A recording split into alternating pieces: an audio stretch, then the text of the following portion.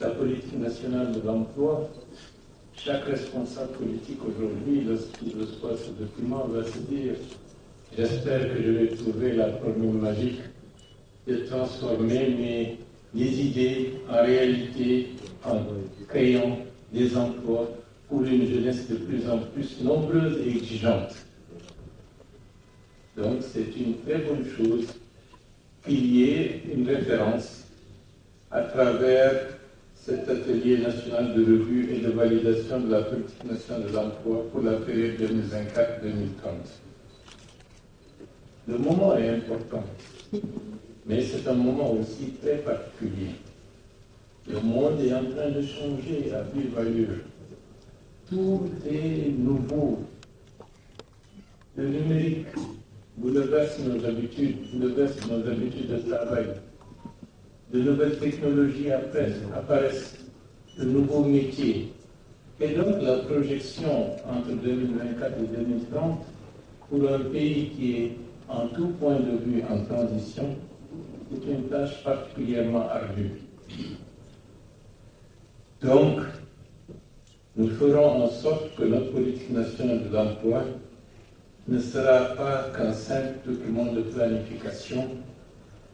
Elle est, puisqu'elle est le fruit d'un engagement collectif pour construire un avenir où chaque Guinéen a la possibilité ou aura la possibilité de réaliser son potentiel, où le travail n'est pas simplement une source de revenus, mais aussi un levier pour l'épanouissement personnel et la dignité humaine. Les défis sont importants. Cependant, avec la politique nationale de l'emploi que nous validons ici, aujourd'hui, ça va nous donner un cadre solide pour relever des défis. La promotion d'un emploi décent et productif, le renforcement de l'adéquation des compétences et de l'employabilité de nos jeunes, en particulier au niveau des jeunes déscolarisés, favoriser le développement des entreprises et la formalisation des petites et moyennes entreprises, en particulier à travers l'appui à l'entrepreneuriat et à l'auto-emploi, accélérer les mesures actives d'insertion dans l'emploi des groupes vulnérables, renforcer la gouvernance du marché de l'emploi, le dialogue social et le système d'information du marché du travail, favoriser également l'équité pour l'accession à l'emploi en ce qui concerne les territoires, les villes, les zones rurales. Chers participants, ces défis sont des orientations stratégiques qui ne resteront pas comme des mots sur le papier. Elles se traduiront en actions concrètes et c'est la raison pour laquelle, au niveau du comité interministériel qui se mettra en place, il faudra qu'on se donne des moyens de mesurer l'évolution, le nombre de travailleurs, le nombre d'emplois créés et progressivement évaluer le taux de chômage qui existe réellement dans ce pays. Le comité interministériel pour l'emploi et la formation et le comité technique emploi qui sera dirigé par vous, Madame la ministre en charge de l'emploi, joueront un rôle central dans la coordination, la mise en œuvre et le suivi de cette politique à laquelle je m'engage totalement. Vous savez, tout à l'heure on a dit l'État est le premier employeur. On ne se félicite pas que l'État soit le premier employeur, parce que cela n'est pas l'objectif essentiel. Il faut qu'on transforme cette situation en un État qui existe réellement, bien entendu, qui assume ses missions régaliennes, mais que le secteur privé supplante et que ce soit le secteur privé qui soit le véritable pourvoyeur d'emploi et le véritable moteur de la croissance à laquelle nous aspirons pour changer la donne dans notre pays. Et je le dis et je le répète, nous voulons rompre avec l'économie de rente.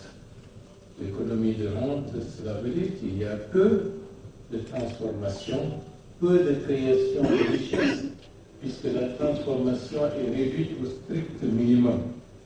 Nous voulons une économie diversifiée, où la transformation elle est progressive, elle existe avec une industrialisation qui se mettra de plus en plus en place pour employer des jeunes de plus en plus qualifiés pour que la richesse nationale puisse atteindre un taux à 2 chiffres et que cela puisse s'inscrire dans une durée afin de changer la courbe de chômage. Aujourd'hui, la Guinée, en termes d'emploi, nous avons beaucoup à faire. Et c'est la raison pour laquelle il faut un choc psychologique fort pour que les jeunes espèrent qu'il y ait des possibilités de se créer, de créer un espoir, de se construire dans ce pays.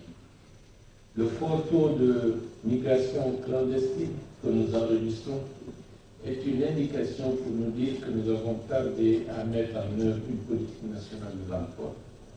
Donc, on remercie les ministres qui ont été les initiateurs et qui nous ont permis aujourd'hui d'avoir ce cadre de référence. C'est très important, et je parlais tout à l'heure de 2024-2030. 2024-2030, ce sera une période avec bien sûr l'aide de Dieu d'une véritable transformation de la Guinée. Les espoirs existent, les potentialités sont là. Donc, aux investisseurs, à tous les acteurs économiques, de se mobiliser et aussi au système éducatif de s'y préparer. Parce que, aujourd'hui, des métiers sont en train de disparaître. Les voitures qui ne fonctionnent plus comme la mécanique traditionnelle, qui ne fonctionnent plus au carburant classique, qui sont des voitures électriques, nous amène à dire à notre population, ressaisissons-nous, que chacun d'entre nous se dit, demain est un jour nouveau. Et nous avons une population très jeune, d'où la nécessité, encore, de faire de grands efforts pour être à la hauteur des exigences de notre temps. Nous avons la possibilité d'y parvenir, et c'est la raison pour laquelle cette politique nationale de l'emploi ne sera pas simplement un document que nous allons mettre dans un tiroir, mais ce sera un cadre de référence qui permettra à l'action gouvernementale d'être focus sur des objectifs mesurables pour favoriser de plus en plus l'employabilité des jeunes, l'insertion dans le monde du travail d'une large partie de la population qui, pour une raison ou pour une autre, a été mise de côté. Les secteurs existent, l'agriculture doit reprendre une place extrêmement importante pour atteindre dans le moyen terme des niveaux de contribution au PIB, espérons-le, qui avoisinera les 50%. C'est une ambition, c'est une volonté, et c'est par ce biais-là que nous allons créer suffisamment d'emplois. Certains vont dire, est-ce que vous protégez les emplois qui existent aujourd'hui avec cette insuffisance de dessert en électricité? Nous héritons d'une situation qui n'est pas du tout rose dans certains aspects.